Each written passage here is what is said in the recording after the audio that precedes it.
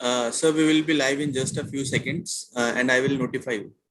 Not me, but Nisha. Yes, correct. Yeah.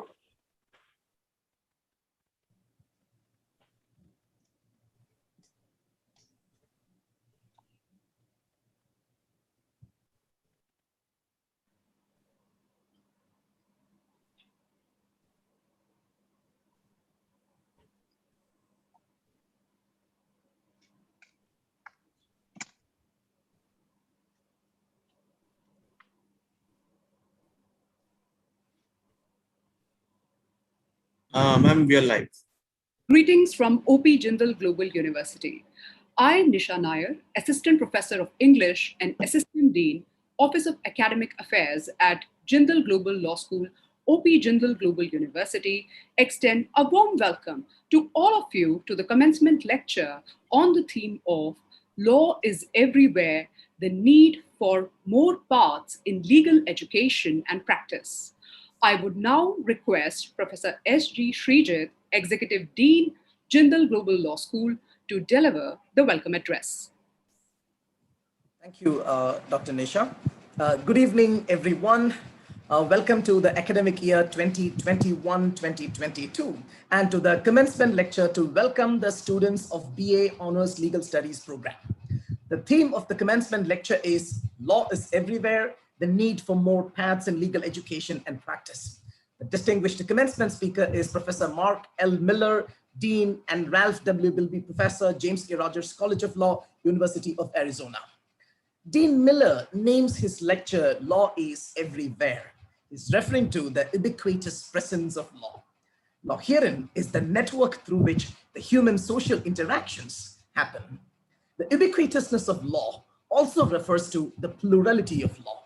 That is to say, the law that's present everywhere is present in various form and substance, as norms, as policy, as politics, as information, as strategies, as ideologies, as ideas, and most importantly, as reason.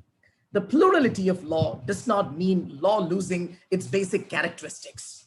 Rather, it means the all-encompassing nature of law. That also implies that all roads lead to law, which also implies that the expansion of the professional horizon of law and the burgeoning of the legal roles to be performed in society. We'll get to hear more and many more on this from Professor Miller during the commencement lecture. Let me take this opportunity to formally welcome Dean Mark L. Miller, Dean, and Ralph W. Bilby Professor, James E. Rogers College of Law, University of Arizona. Welcome, Professor Miller. I also extend a warm welcome to Professor C. Rajkumar, the founding Dean of Jindal Global Law School and the founding Vice Chancellor, OP Jindal Global University. Professor Sridhar Patnaik, Registrar, OP Jindal Global University. Professor Anand Prakash Mishra, Associate Dean of the Law School, Director Law Admissions, OP Jindal Global University. Professor Nisha Nair, the presenter, and Assistant Professor, Jindal Global Law School. My dear students, their parents and well-wishers, my distinguished colleagues at the law school, and everyone connected to us through YouTube and Facebook. Welcome everyone to the commencement lecture, and particularly to the students. Welcome to Jindal Global Law School and to the wonderful world of legal studies. Thank you. Thank you, Professor Srijit, for the welcome address. I would now like to invite Professor C. Rajkumar, the founding Vice Chancellor of OP Jindal Global University and Dean Jindal Global Law School, to foreground the ethos and vision that has led JGU and JGLS to be recognized as a leading institution of learning and research, and to introduce our distinguished guest speaker for the evening. Thank you very much, Nisha. Thank you, Srijit, and of course, welcome the presence of our registrar, and of course, my very dear friend and distinguished scholar and institution builder, Professor Mark Miller. Let me take this opportunity to congratulate and welcome the incoming new batch of students of the Bachelor of Arts Honors in Legal Studies program. I want to congratulate you for many things. First of all, I want to congratulate you for successfully completing your 12th standard examination. I also want to congratulate you for the resilience that you had. The last year has been extremely difficult for everybody, but in particular, the high school students. The uncertainty surrounding the completion of classes, of course, the online teaching that all of you went through as a high school student, and then to have completed various examinations leading to the successful results of the 12th standard examination, also taking up the entrance examination for admission to many institutions, and then successfully getting admitted to Jindal Global Law School and to have joined the Bachelor of Arts Honors in Legal Studies program. Let me tell you that by no stretch of imagination, this is an ordinary event, an ordinary milestone that you have reached. And I want to take this moment to congratulate you, your parents, and your family members for this very important milestone in your life. I also want to mention that this program, the BA Honors in Legal Studies program that OP Jindal Global University and Jindal Global Law School launched in the year 2020, has been a transformative initiative in the world of legal education. And let me begin by saying that many students may have the impression that this is a program that is largely and indeed meant for those students who did not get into the 5-year law program or did not end up actually pursuing their primary goal in legal education, which is to enter into the BA LLB honors or the BBA LLB honors or the BCom LLB honors. For all those students who may be concerned about it, I want to say that that is not the case at all. We have very consciously developed this program as a very important alternative imagination for the pursuit of legal education. In the last 12 years since the evolution of Jindal Global Law School and OP Jindal Global University, if there is one lesson that we learned, is to hear the students, to understand and appreciate their goals and aspirations, to understand, appreciate the changing dimensions of the legal profession and its implications for the future of legal education. We have also been consciously recognizing the fact that the choice that young high school students are made to take right when they are completing their high school to become part of legal education and then to have a 5-year integrated law program as the only option available is indeed an unfair situation for them. The 5-year law program creates an opportunity for them to become lawyers, but unfortunately, it is inflexible. Once you enter the 5-year program, you simply cannot leave. And even if you have interest in broader dimensions of law, you will have to complete the 5-year program. And then you may decide that you want to do other things in life. The birth of the BA Legal Studies at Jindal Global Law School provides a fantastic alternative, a new imagination for a large number of students who are interested in the study of law, who have a deep-rooted passion for studying law, but have not necessarily made up their mind to be part of the legal profession. It provides opportunities to develop your analytical abilities, your critical thinking skills, and also your ability to understand law as a social institution. These are absolutely critical objectives that the BA Honors in Legal Studies has, and that is exactly what we have done.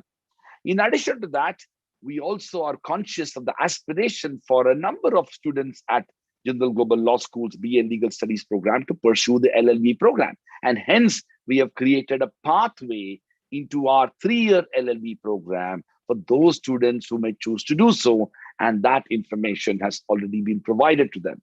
So in conclusion, I want to say that the BA Legal Studies program is a fantastic program with its own goals, aspirations, and imaginations, and the objectives are well in line with the highest standards in legal education that Jindal Global Law School has fostered. I also want to take this opportunity to share with you that the Jindal Global Law School has been ranked India's #1 law school and number 76 ranked law school in the world. This has happened in barely a decade, and the journey that we have been part of has been quite inspiring for all of us. In this journey, there have been many individuals who have helped us, inspired us, and one such individual is the one who has agreed to deliver the commencement lecture today.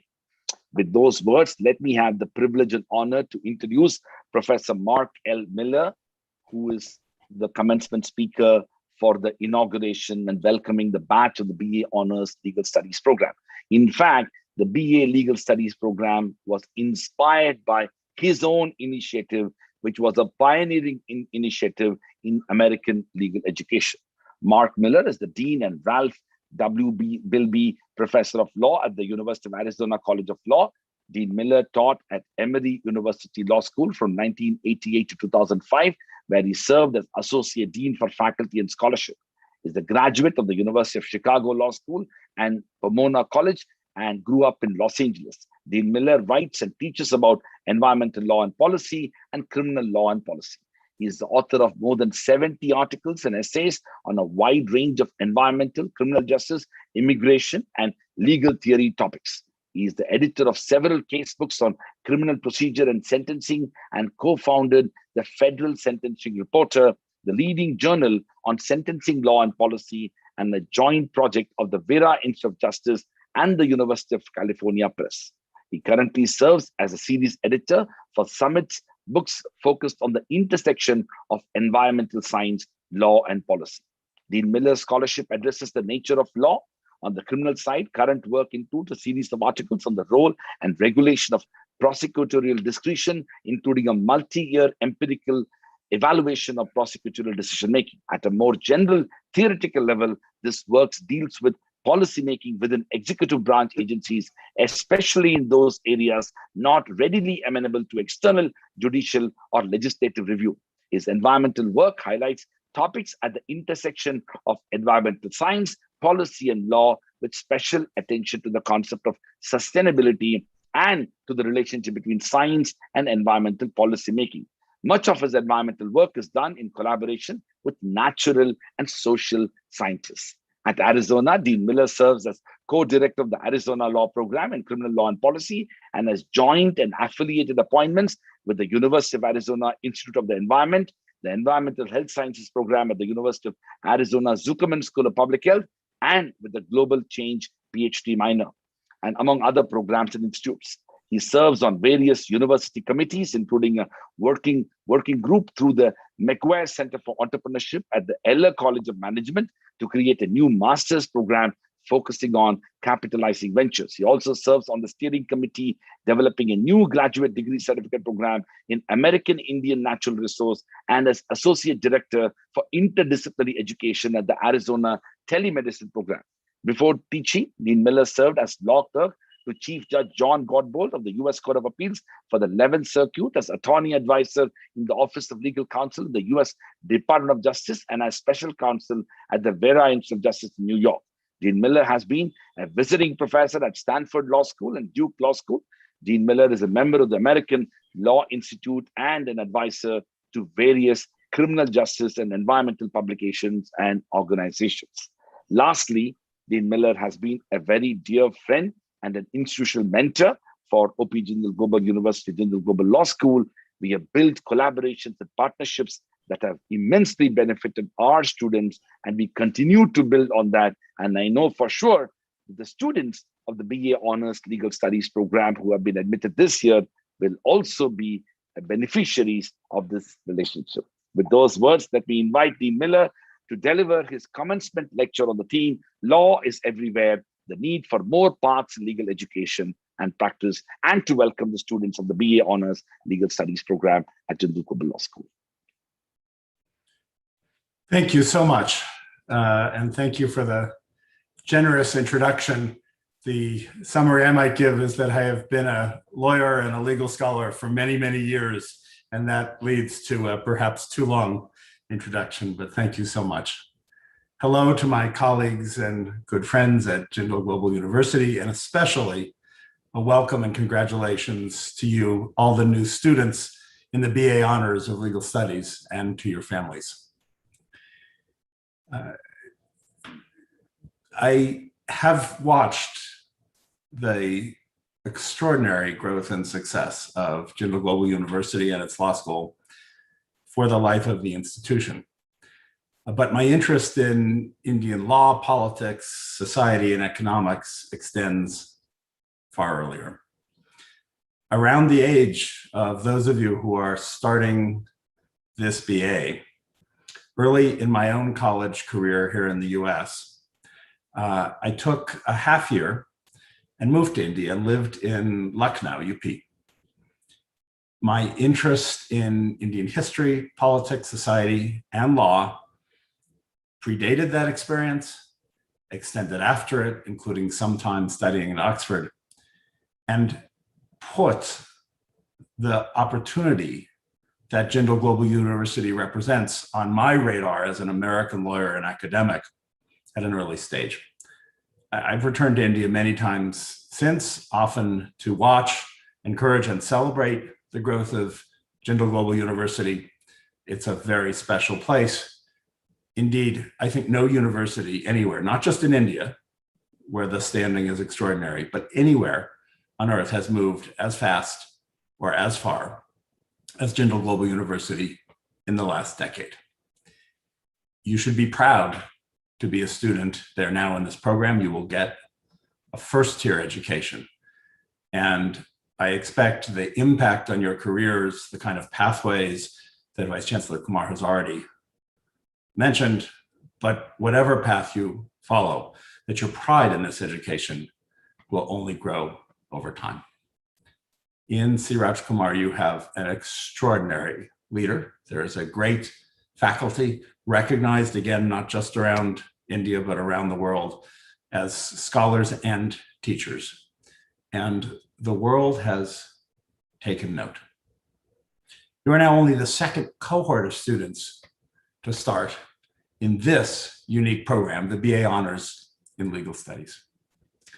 In a normal year, which last year was not, nor will this year be, were I invited to give this commencement talk, I would have jumped on a plane and flown back to Sonipat and joined those of you who are there in person and welcomed you in person. But it is not normal times, and we must now live with more digital interactions than we had. One of the lessons for all of us is that this creates opportunities.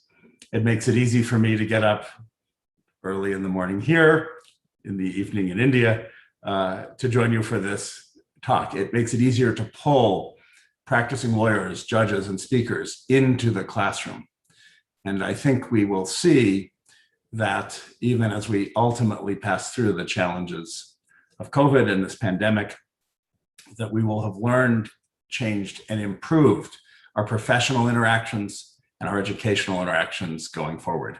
Let's look at this as a silver lining to what has been a dark cloud. I did title my commencement comments Laws Everywhere, and you've been given a preview about why, but your own interest in this degree suggests your understanding of this point even before I make it at greater length. If you look at a paper, when I say to my US students, and I'm going to assume when I say to you, look at a paper, there's some number who look around and say, newspaper, what does he mean, newspaper? Okay, for those of you who haven't held a newspaper in memory, look at your online news source of choice. Whether in the US or in India, on any day, this morning, this evening, and you will see public and private law in the US, but also comparative and international law throughout the stories. Here, today, as in so much of the last year and a half, COVID frames a variety of legal issues. The Food and Drug Administration judgments on various treatments, on approving the different vaccines for use, first in temporary and then in permanent authorization, CDC guidance on testing. A year ago, when I welcomed the first cohort, there were front page headlines on CDC guidance on education and on other things. Today, this morning, there's front page stories on Center for Disease Control guidance in the US for school children. The tension between local, state, regional, and national guidance, international guidance as well. access to and use of the vaccines, the mandates by private employers or public entities, or the barriers to mandates that are imposed, university plans, implementation, liability for choices made, private business insurance, private business adaptations to COVID, work from home policies, potential liability waivers.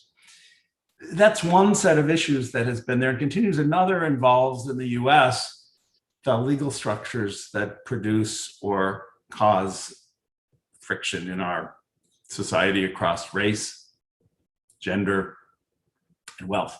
In the US, Black Lives Matter has been a movement that has raised so many issues about our history, but also about our institutions, and in particular about the regulation of police, but also about the regulation of civilians in society concerned about and expressing and voicing their opinions on matters of racial and social justice. Elections. This continues to be a front page story in the US, not just a question of who won an election or what voters might prefer, but the fundamental structures of voting rights, of access, of what it means to be a democracy or a republic, issues as vital in India as they are in the US. Economic issues often have a legal component. The US Congress is in the process of finalizing a major infrastructure bill, something that's been discussed for a long time, one of the relatively rare national bipartisan political efforts here now. Industrial policy more generally, where I think both the US and India have not only their internal debates in politics, but often look to other large industrial countries or regions, the EU, China among them, for comparative discussions of what kinds of industrial policy make sense in our modern fourth industrial revolution, in a time driven by technology, biotechnology, information science, data science, and so forth. Monetary and economic policy, again, has a legal dimension. What power do various authorities have to set a very monetary policy? What effect does that have on individuals, small businesses, large businesses, governments, and so forth? Trade policy, the role of small business in economic growth and access, labor and employment policy. In the US, huge conversations around the gig economy and its implications. And then there are a set of pervasive legal issues that I think we can fairly limit to the last few years, the last decade, maybe 2 decades, but not much more in terms of their emergence. And they've become prominent and cross-cutting. I would include in those issues of privacy, cybersecurity, and the use and regulation of social media. When I review Indian news organizations, which I do often, I see similar issues and headings. Competition policy, just another example that is frequently in the paper. And when you look at the intersection of these issues, it's fascinating. So social media and political bias, or the intersection of COVID, health policy, and economic policy. Or to take another example, an unfortunate but real one in our society, issues of corruption and how they interface with social media and with other emerging challenges. So here's another way to approach the same issue, to get to the same point. Talk to, well, I think almost anyone in business, small or large, heavily regulated or not, or in government, and ask them, does law matter to what you do? And I believe the answer you will get from public and private actors in small and large settings is, we live in a world that is pervasively legalized and regulated. A pervasively legalized and regulated world may be a good or bad thing. Any given policy may be a good or bad thing, may be wise or unwise. I am not suggesting to you that all regulation is good or all law is good or all law is bad.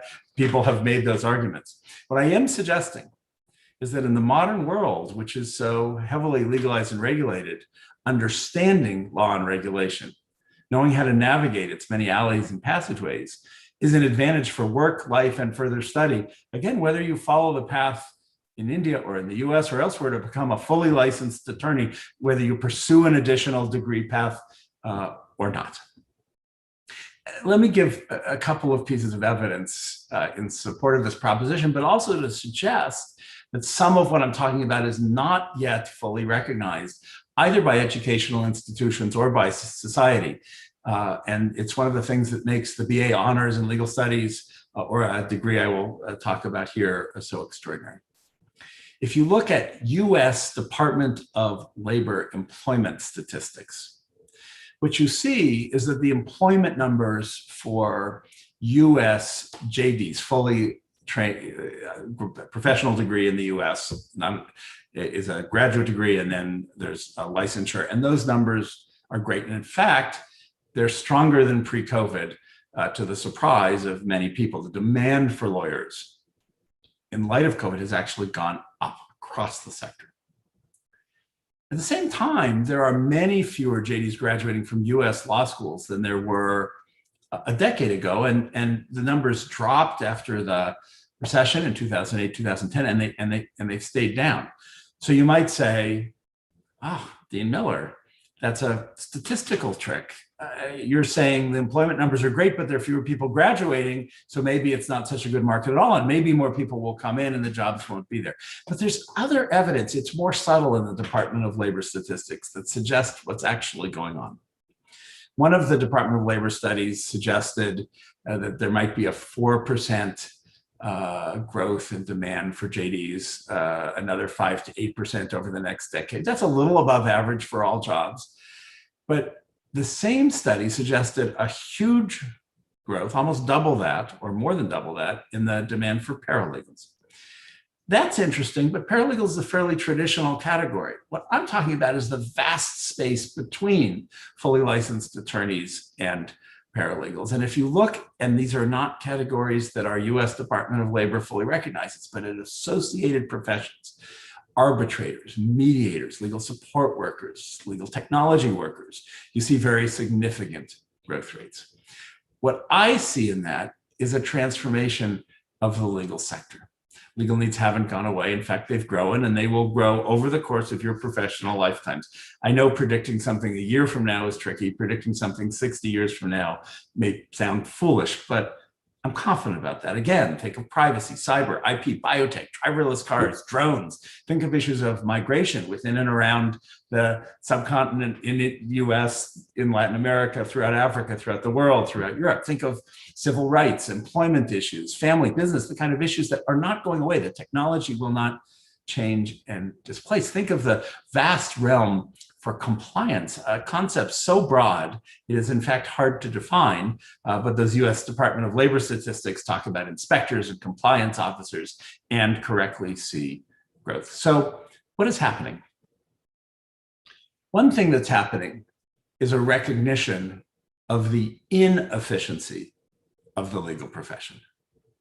Law has not been an efficient profession in the US, if I may, in India, or in most places that I have looked at closely in the world. And one response to that, an emerging response in the last 2 decades, has been commodification, especially for personal legal services. In the US, LegalZoom and Rocket Lawyer, well known. Indeed, LegalZoom just became a public company, and it's thriving. So the markets here in the US see the commodity provision of legal services as both a vital and growing area. Another response has been legal services management, especially by sophisticated clients, the growth of in-house counsel and intermediary legal organizations. Another is the substitution of legal services by non-lawyers. So in much of the world, though not so much in the US, accounting firms provide very substantial legal services. That is not true in the US because of limits on non-lawyer ownership, but those are starting to change, and indeed they've changed recently in Arizona, and I'll mention that in a minute. Another is the growth of staff diversification of what legal professionals look like. So if you put those changes together and then look for an umbrella concept, and one that's even more diverse than any of those, I think the idea that emerges is innovation, that we are in a profession, that you are studying already in the BA Honors in Legal Studies, a profession where legal services are being delivered in different ways and will be. And indeed, I think in the degree you've chosen to follow, you literally embody that. And indeed, legal services need to expand. There are limited pathways to licensure, both in India and in the US. That needs to change. In the US, there are lawyers and paralegals, and now a new category I will mention in some states. And yet we have multiple varieties of nurses, of medical professionals. Why is it that the medical and other professions have differentiated, have created people with different professional training to provide more efficient and higher quality services, and yet the legal profession has not? Part of the answer is that the legal profession had differentiated, but it had not developed training and degrees to support it. So when you look at firms or in-house counsel or legislative bodies, you often see people, both in India and in the US, working in those settings who do not have the traditional degrees or licensure. Yet they also don't have the fundamental training that make them more efficient and succeed in those settings. And new degrees, like the one you've chosen to pursue, can't answer that. This is an extraordinary moment of change. Globally, we're looking at who provides legal services and the possibilities of technology in expanding their provision, including across borders. In the US, including in Utah and California, but especially in one state, these innovations are taking place. That state is Arizona. Just in the past week, the first set of candidates for a new professional category, legal paraprofessionals, took a license exam alongside the students pursuing the traditional bar exam who have already obtained their JD. 1 year ago, Arizona, the Supreme Court, which regulates the legal profession here, the state Supreme Court, passed 2 critical reforms that will expand access to legal justice and that I expect to become models for the entire country. They did so by first involving people without traditional JD or paralegal training, and that is the legal paraprofessionals. The Arizona Supreme Court statement defines legal paraprofessionals as authorizing non-lawyers to directly provide limited and specific legal representation to clients. They refer to them as the equivalent of the nurse practitioner in the medical field. My reference to nurses was not random. They assumed that, and indeed required, that the legal paraprofessionals would have to meet educational experience requirements, but not the same as JDs, pass a professional abilities examination, that's what just took place with 150 takers on the first pass, and pass a character and fitness process, not unlike the process, indeed identical to the process that we use for fully licensed JDs. Those successful candidates would then become members of the state bar and be subject to the ethical rules and discipline process of lawyers. The second reform in Arizona is non-lawyer ownership, and is what will open up not only for accounting firms, but for other sources of capital, the ability to do fee sharing and to involve non-lawyers in the creation of the supply of legal services. The structures here are called alternative business structures. They have to go through a review and approval process to be licensed. There have been many applications to do so. And some people in the US fear that the large corporate actors that provide lower cost services, such as Walmart, will downgrade the quality of legal services. I believe exactly the opposite will happen. And by the way, I don't think there's anything wrong and a lot good with the idea that here in the US, a consumer might be able to go into a Walmart and get high quality, low cost advice on basic legal issues in their life. It's a parallel to LegalZoom, similar to it, but for those who still seek in person and not digital advice, it would, in my view, be a good thing. So what's the future? I think more of this, more innovation, more evolution, and more rapidly. think the drivers of change here are basic market forces, technology, globalization, and the complexity of our societies that call for different structures. Now, here's a brief warning. This change will occur over the objection of legal elites and institutions.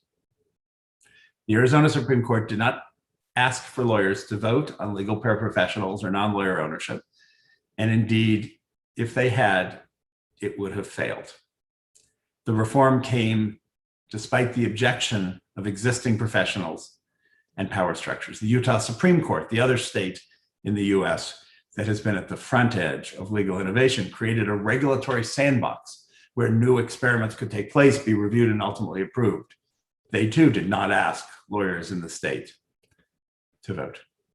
How have we responded here in the US and at the University of Arizona? Like the legal profession more generally, legal education, higher education have not generally been considered innovative sectors. There are many reasons that university buildings, including the beautiful buildings there on the JGU campus, are made of steel, concrete, glass, and bricks. They are meant to endure. They're meant to hold and capture the knowledge of prior generations and to build new knowledge and to sustain it. But even within those structures, innovation is taking place, and you are a part of that. Jindal Global University and Jindal Global Law represent the best of innovation in higher ed in India and around the world. And here at the U of A, and Vice Chancellor Kumar's mentioned this, we created a degree which is quite similar to, it's akin to in spirit, the BA Honors in Legal Studies that you are now pursuing, and that is the Bachelor of Arts in Law. Here, in its 8th year, the BA in Law has been a glorious success. It bodes extremely well for the pathway you have chosen. From the perspective of the world, what we did here in the BA in Law is not so radical. We believe that undergraduates, not just professional students, could be trained in law. From the perspective of Indian higher education or China higher education or Mexican higher education, or well, actually pretty much anywhere where traditional study of law is an undergraduate pathway, that aspect of what we did was a shrug. But here in the US, it was a radical innovation. Our history, and Thomas Jefferson had a hand in this, was that if there was to be formal legal study, it would be a professional degree, not an undergraduate degree. We created this degree not so long ago, and yet there are already more than 1,500 current students studying in it. It has been for us an engine of access, diversity. It's a basis for global partnerships. It's been immensely successful for students, some of whom have gone on to get the USJD and become licensed attorneys, some of whom who have gone to their home countries or to other countries to obtain training and licensure, many of whom have gone into business or into other aspects of civil society with the legal training as a foundation. This should be a very good sign for all of you.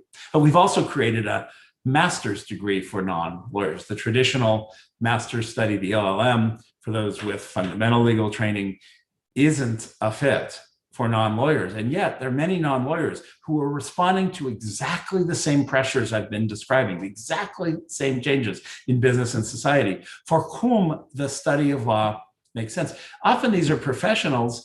They have no interest in becoming a licensed attorney. They're an MD, they're a PhD, they are a CEO, a CFO, they are leading the finance operation in a major company, they are a legislator.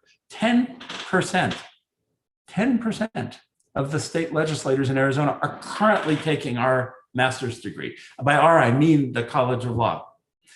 Because even though they are elected legislators across parties and across the two houses in Arizona, they find the study of law to be valuable to them. Journalists, economics teachers, others have come. And that program has more than 450 students in it. Again, why am I telling you this? Well, I'm proud of the degree. But what I'm showing is that the demand and interest for the kind of training you're getting is illustrated in so many ways, so that what you are doing is innovative, but not so risky, in part because you're doing it with a great institution, and in part because of what I'm describing, the world that you are energizing. So you are pioneers. And that's great. But others will follow you, and you will find that this bold decision that you and your families have made will serve you well. You will find many opportunities, and at the same time, you will be able to say, I was among the first, only the second cohort to enter this program. I changed the law. So this degree will take you great places, and let me start by encouraging you to enjoy the experience. Same thing I say when I welcome undergraduates and graduates here. When you go to an elite university with a great faculty, there is a chance to engage and learn, not only from them, but from your classmates, which is an extraordinary point in your life and different from the study you've done before. Being at one of the great, energetic, and innovative universities that is literally changing higher education puts you quite apart from the degree path you've chosen to study in an exceptional place. And people will be interested in India and around the world in how you judge and engage in that surrounding setting. The BA on Legal Studies is open the door to the LLB for one to continue. As Chancellor Kumar made this point, some of you will want to become a licensed attorney with that three-year path or other paths. About 40% of our BA and law students ultimately go on to pursue a JD. That's great. The goal was not for all of them to study law or for none of them to study law. We had no set target. The goal was to give a valuable degree that opened doorways and opportunities for our students. That is exactly what I believe you have chosen to do. I think the BA Honors in Legal Studies, like our BA in Law, will open doors to study, to employment, to advanced study in other fields. That's been our experience. So the consequence of this choice is you will have a solid foundation in the law, legal reasoning, legal doctrine, legal process, regulatory structures. But because law is everywhere, that foundation will give you the opportunity to navigate and to succeed in our society and throughout your lives. And for that, I congratulate you and so appreciate the chance to talk with you this morning here, this evening in India. Thank you all. Thank you very much, Mark, for that fascinating introduction to the program, but also what it meant for changing and investing in shaping the future of legal education in the US and beyond. I have to say that I do see the early foundations of that change taking place in India as well. And I'm sure that the pioneering students of the BA Legal Studies program at Jindal Global Law School will be participating in that effort. Before I take questions that have come from our students, I want to invite my colleague, Professor Anand Prakash Mishra, the Director of Law School Admissions and Associate Dean of the Law School, to briefly introduce the students of the incoming class of 2021 of the BA Honors in Legal Studies. A very good evening to all of you, and good morning to Dean Mark Miller. It's such a pleasure and honor to hear you, to have you as our commencement speaker for the BA Honors Legal Studies program. So what you call BA Law at University of Arizona, your law school, we call it BA Honors in Legal Studies. And I'm extremely delighted to introduce the class of 120 students who have joined us from almost 24 states of the country. And even there is an international student from the United Arab Emirates, from UAE. And what is most remarkable is the kind of gender diversity we have in a class of 120. The 60% of the class are women candidates and 40% of the class is male candidates. So it's like the girls who are higher in number, who want to study law, who want to study BA Legal Studies program. Even if I look at the different cities and schools, this class of 120 is represented by the finest schools of India. If I look at the schools in different cities, the students represent Delhi Public School in Bangalore, Malya Aditi International School in Bangalore. If I look at the Bangalore city, if I look at Delhi NCR, they come from St. Columbus, from DPS Mathura Road, DPS RK Puram, Ryan International School, DPS Ghaziabad, Apizade School in Faridabad, the DPS School in Faridabad. There is a Pathway School Aravali, KR Manglam School in Delhi, Step by Step in Noida, Apizade School in Noida, Lotus Valley International School in Noida, Dean Miller. These are all the leading schools of the city, of the country. If I look at, say, schools in Gurgaon, they come from the Presidium School, the DPS in Gurgaon, the Mano Rachna International School, the Shalom Hills International School. In Chandigarh, students have joined from the British School, the Vivek High School, the Lawrence School, Sanar, the Chitkara International School. From Chennai, they come from Chennai Public School, Bala Vidya Mandir School. From Kolkata, they are from La Martindale for Girls, the DPS Mega City School. From Jaipur, they are from Maharaja Savai Mansingh School, DPS Jaipur, Nirja Modi School. From Jain International School in Bangalore, from DPS in Surat, in Bhilai, in Ranchi, in Bokaro, from Convent of Jesus and Mary in Ambala, from Delhi College Indore, from DPS in Bhopal, and from the Indian High School in United Arab Emirates. It's a class of 120 students, which I believe one of the finest undergraduate class anywhere in the country, which is committed to study law in the 3+3 pathway, where they will earn a BA honors degree in legal studies, and then they will pursue the 3-year LLB honors degree program at Jindal Global Law School. So I welcome the students and parents to this unique program we started last year, and it has been a very, very successful experiment in Indian legal education in some way. I will also like to add, the more importantly, there are 15 such students out of 120 who are selected in our law school to join 5-year law program as per our cutoff, where they directly get admission in the 5-year integrated law degree. Like what is the Juris Doctor in the US, we have an integrated program in law, which, but they have chosen not to join that and continue in the BA Legal Studies honors program.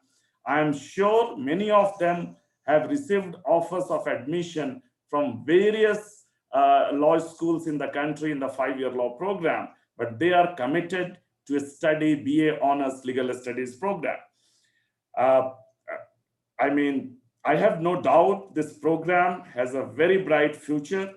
We take University of Arizona as an institution for our inspiration, and what you have done there, I'm sure when our students, those who are studying a BA honors in legal studies or law, when they will become LLB students, they will become the finest law students in our LLB class, which attracts the students from around the country and around the world.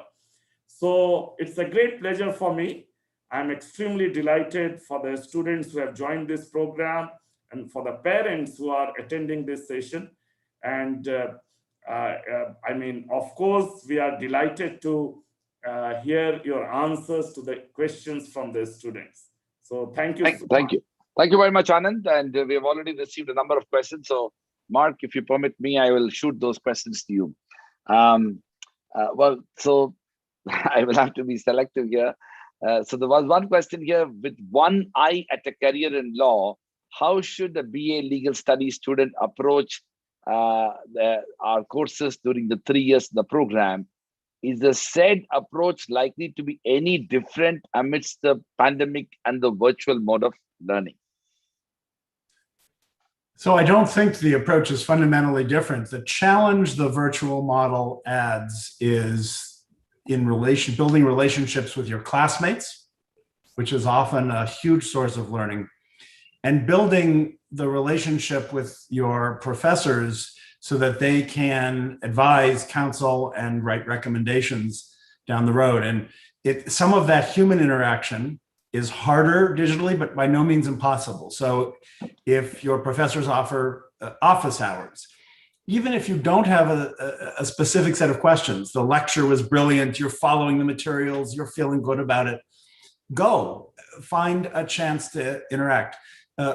Whatever your pathway down the road, if and when you are there in person, I would say go and take every chance you can to go to a lecture, a workshop.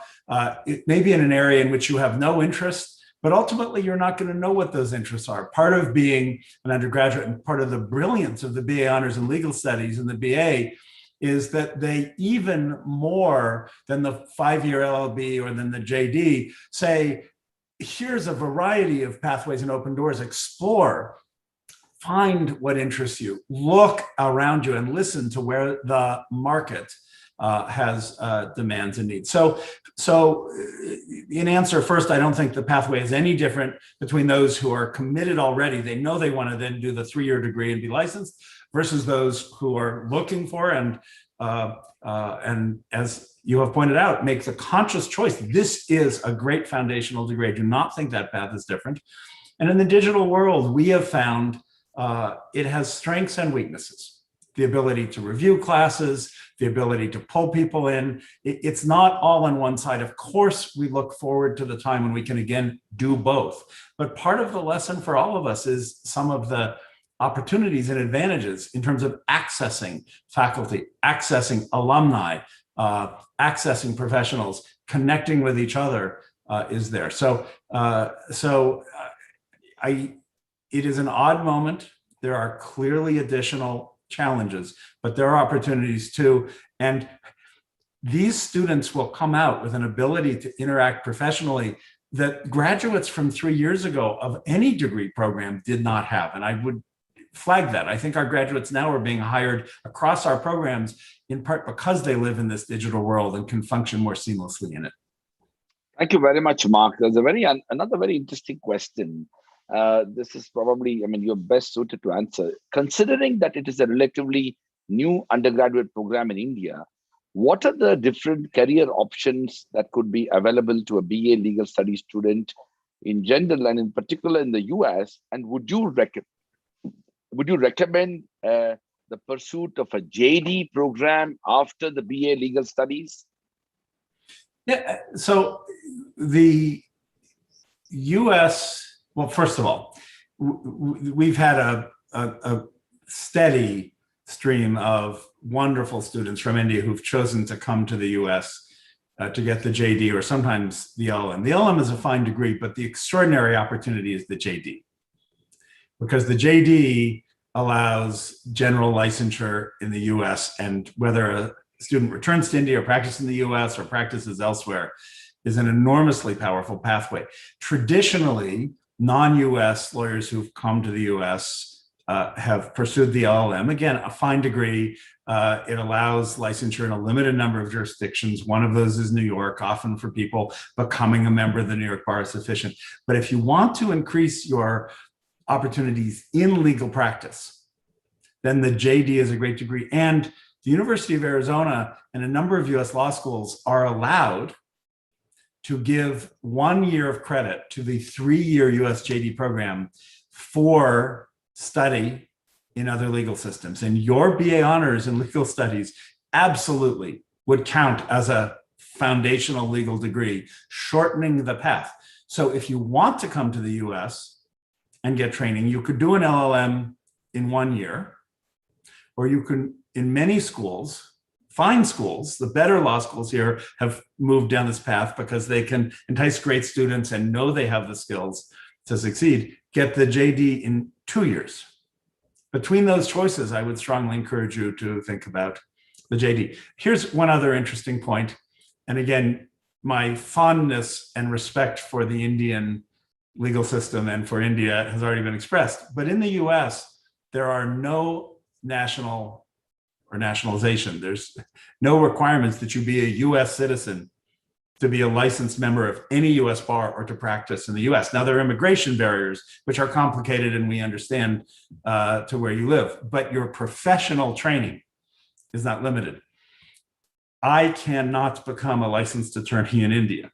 I have waited, and I expect that over your lifetimes, and I hope in the relatively short future, India will open its licensure to the training to lawyers from other countries who are not Indian citizens. But that means the JD is valuable for you in a way that the LLB or BA honors in law would be still very interesting, but less professionally valuable for a US student coming to India. I will also mention, just as an aside, one graduate of Jindal Global University not only came here to get her JD, but became the president of all graduate students at the University of Arizona. And so Jindal students have been leaders here at a university of 45,000 students, and we're very proud of that, and I hope you are too.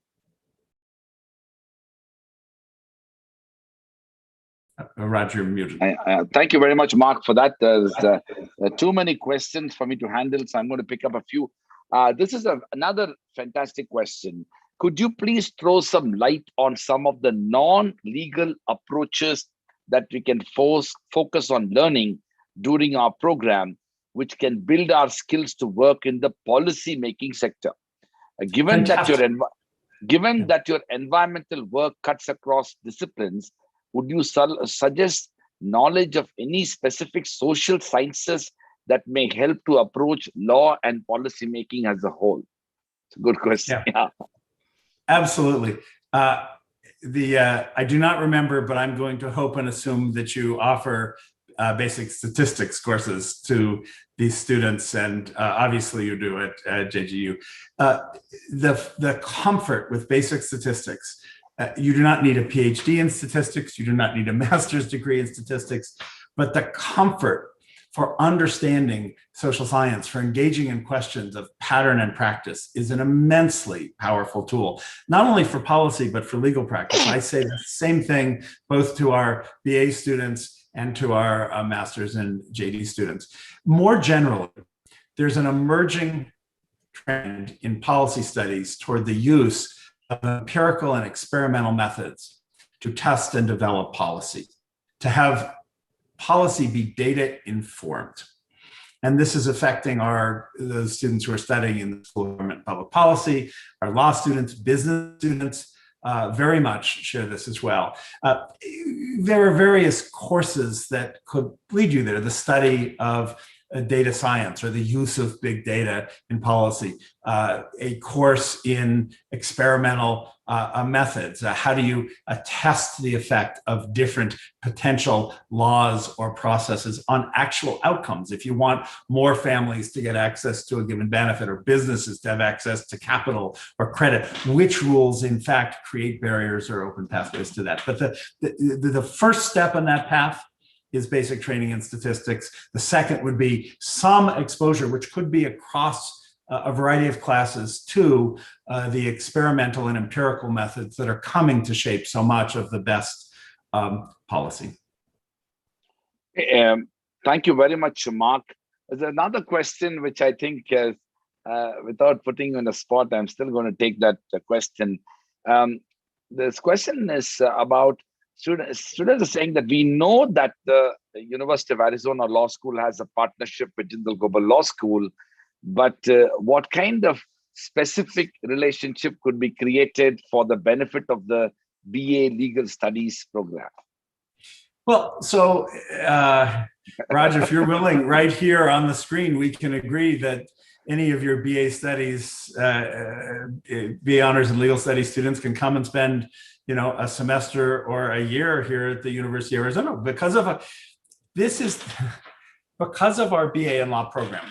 That is something I would welcome or suggest if we didn't have a BA in law, but then we'd say, okay, but where would they study? And it would be in government and political science. And we'd have to spend a lot of time making sure those courses fit with the purposes of the degree, right? Yes. But because of the BA in law, which is a huge and vibrant program with a vast range of courses, that becomes easy. It doesn't foreclose coming to Tucson and spending some time studying history or statistics or comparative politics or governance, any number of topics. But it means that we have a core right there in law, business, and society ready at hand. So we would welcome students in that visiting in that program, potentially doing a dual degree. That our doors are open to exploring that. And indeed, something that we have talked about for years is the delivery of our degree or content there as well, either in line or in person. My comment earlier about being there in person was not just a toss-off. They're long flights. Thank you very much, Mark. I mean, you've been so candid and generous. So, well, what can I say? Congratulations to the students. Dean Miller has offered that possibility to all of you. And now let me move to the last question we have, because I know that Dean Miller has other things to do as well. In terms of the, you of course have been pioneer in starting the BA Legal Studies program.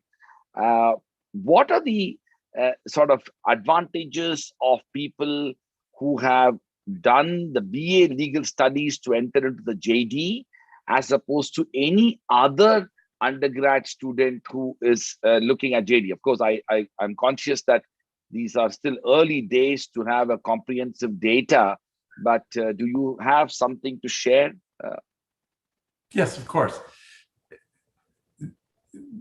We both take students from our own BA in law into our JD program, but this is a very important point. You're at an extraordinary institution and there will be pathways there. But what we found with our BA in law is that it's created admission opportunities and scholarship opportunities at law schools across the US, Stanford, Northwestern, First Duke, right? Fantastic, Berkeley, first tier law schools. Now, why? So what those law schools have seen is that students who've done well in our program have the foundation and have demonstrated that they have a legal mind. First. Second, those students, because they've had exposure, understand more of what they're getting into. It is true that for a JD program, as for your 5-year LLB or your 3-year LLB, any foundational study, could be music, mathematics, is open. One of the beauties of the legal profession is for these various entry points, we don't require only one or specific kind of training. You want to become a doctor, you better have taken a lot of chemistry, right? And biology. And we don't think that way. But here, the BA here and the BA honors in legal studies theirs will, I expect, both be a highly valued degree and enable students who choose that path to succeed. You've already made this point. They are likely to be among the top students when they choose the 3-year LLB in that program. We've seen that here. So let me give one example. And this was a student in the early years when the program was growing who applied and got admission to 7 elite law schools in the US and chose to go to the University of Chicago. And she was asked in her second year by students and alumni and lawyers here in a video call. This is well pre-COVID, but she joined a discussion and she was asked, was the BA advantageous? And she was asked, was it repetitive? Did she feel like she'd studied law once and she had to study it again? And she said, first, there was no question that the BA in law study at the University of Arizona was a factor in her admission and in her early job opportunities to Chicago and to the firms that she worked in, that it was a privileged degree. It was seen as a commitment to law. It was seen as a solid foundation. The chance of the person succeeding was higher. Second, she said, I had the legal building blocks. I've done very well in my first year. I'm going to be on law review. And part of that is I knew, at least generally, how the large pieces of the law fit together, the common law building blocks, what legal procedure was, why process mattered so much. And this was helpful. And third, she said, of course, we look at some of the same cases. They're foundational cases. She said, but if you are bored the second time you study Brown versus Board of Education in the US or any of our fundamental cases, then you've chosen the wrong profession. These are cases we come back to and laws we come back to, the Voting Rights Act and so forth, time and time again to understand them and their place in history and their impact on society and how they should evolve. And so she said, yes, I was in a better place and equally fascinated the second time. And it wasn't the same. The dynamics were a little different, but the foundation was powerful. It was a beautiful, beautiful answer. And I think that will apply to all of your students as well. Let me just add one other point.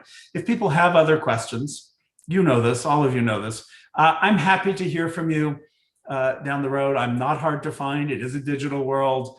Your mentors and faculty there can help you connect with me.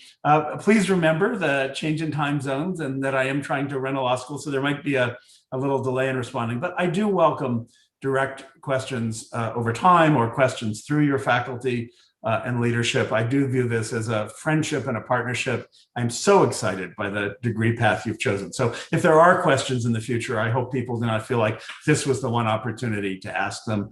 I want to be accessible as well.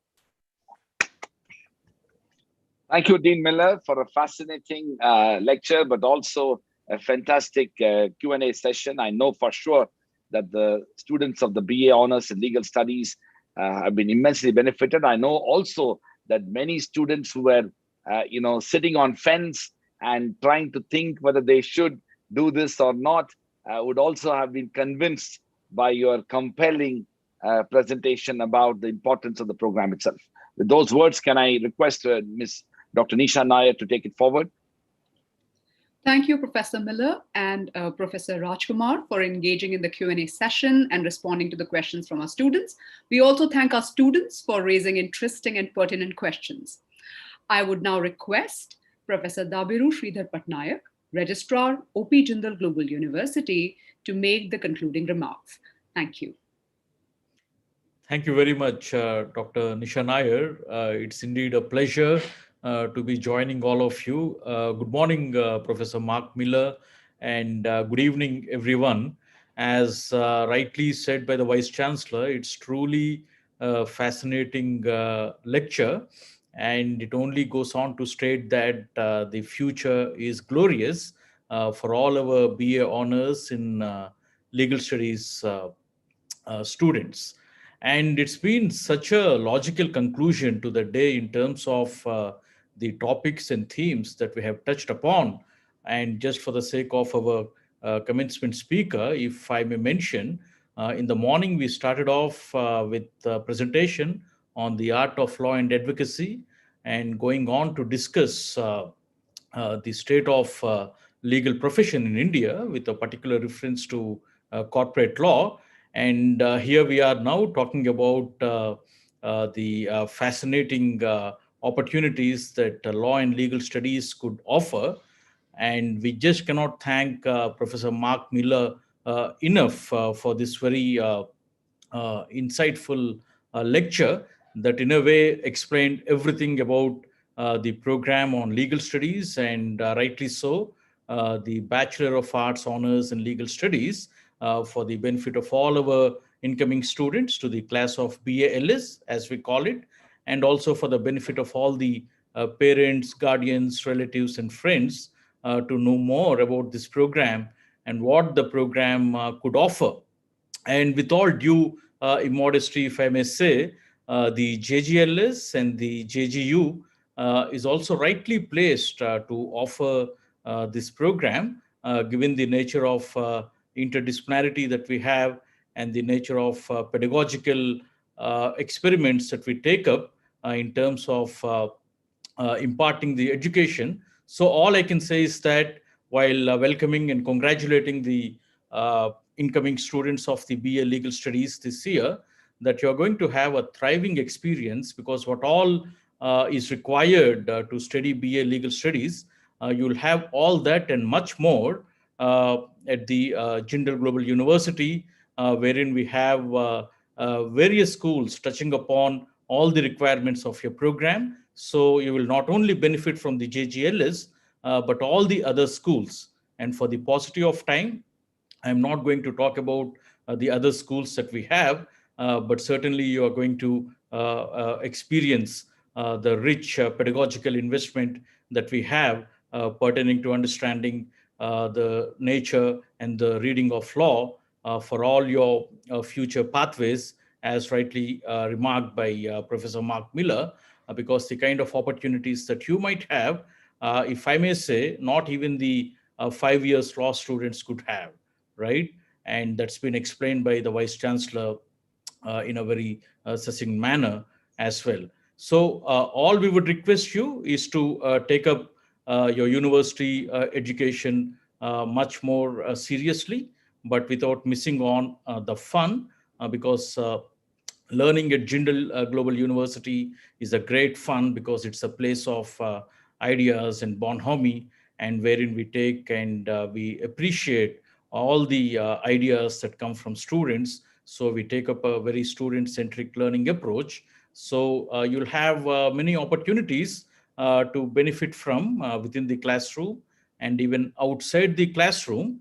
And we also take this moment to ask you to exercise your freedom and responsibility as a university student with a sense of discretion, and capture all the multiple narratives and opportunities that university legal education could offer.